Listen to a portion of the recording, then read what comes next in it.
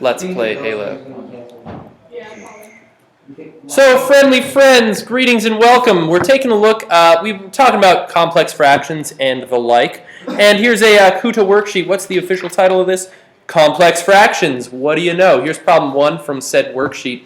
Let's take a look. So in order to deal with complex fractions, specifically the ones where I have a sum or difference, in this case I've got a difference of fractions going on, we're going to have to figure out the LCD of the denominators. Now, this numerator, what is the denominator of this numerator?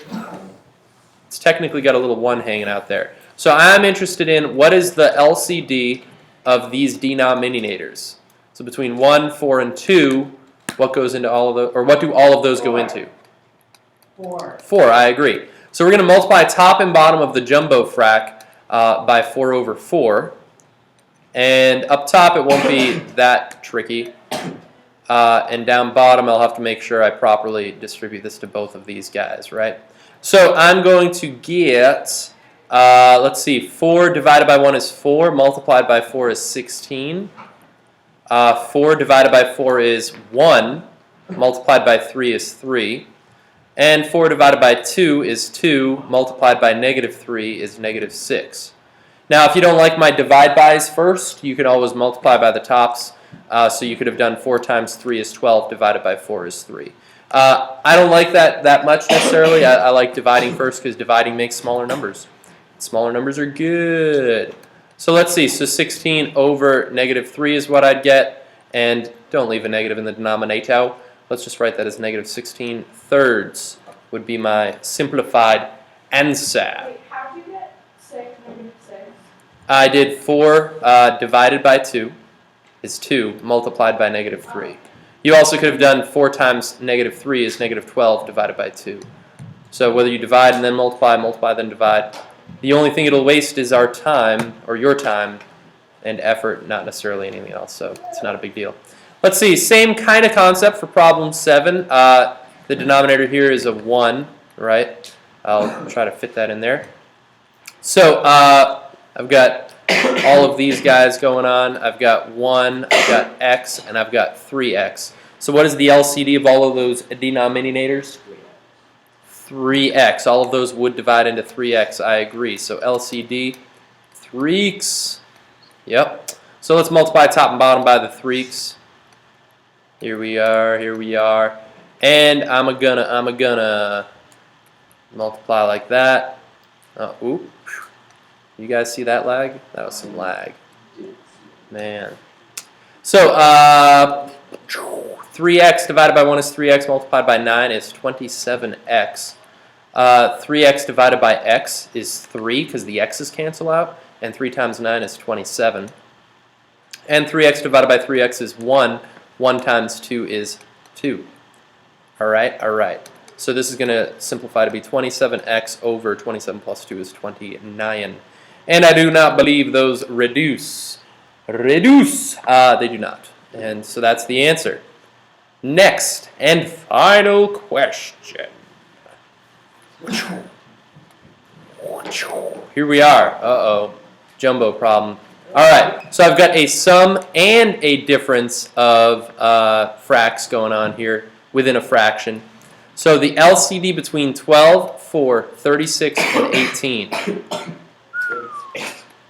Bless you. 36. I think I concur. I concur. So multiply by 36 over 36 for the jumbo frac. Notice I'm not multiplying the little ones, multiplying the big fraction by that, okay? And in doing so, and whoop. Let's see, is that going to show up at all? You guys see that? That was funny. Showed up as absolute value because of the lag. I hope we have really good high-speed internet at the other school when we go there. I hope so. So, 36 divided by 12 is 3. 3 times 25, I believe that's 75. 55, no, 6. Mate, 70, that's the one. Like siete, I don't know. Anyways, I'm not a Spanish teacher. 36 divided by 4 is 9. I almost froze there for a minute. So that's 9 multiplied by x plus 1.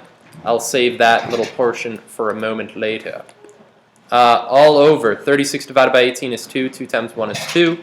Minus, let's see, or, well, 36 divided by 36 is 1. And then that's minus this whole thing. So that's going to be either minus 1 times that or just minus of that x plus 1. Question. Can I do this? Yeah. No? Yes? Yes. No? Yeah. I can't do that because of these. Oh. All right. If these were all written as products of things, then I could cancel that out. Question: can I lick my elbow? No, it's possible. I don't think I can. Oh, I thought you were gonna. Dylan Johnson can. There you go. Mystery solved. Let's see. So let's distribute this 9. So that's going to be plus 9x plus 9. That's an n. That's not an x. Ho ho. Classic. And 2 minus x minus 1.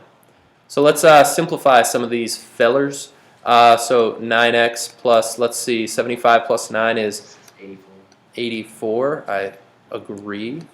Actually, I'm going to be able to factor out something there, too. I'm going to factor out a 3 there. This is going to be negative x. 2 minus 1 is negative 1. I think you guys agree.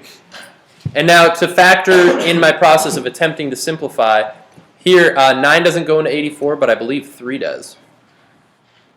Might even be 28 times, if I'm not mistaken. So that's 3 times 3x plus 28, I believe. Over, and take out a negative 1 there. Why not? Why won't we? Shall't we do that? And then I might just throw that negative 1 up top. Throw that minus sign. Up top, negative 1. High five. That's what it would do.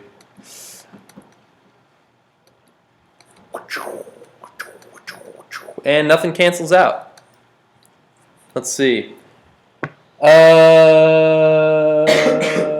What problem number was this? 11. 11.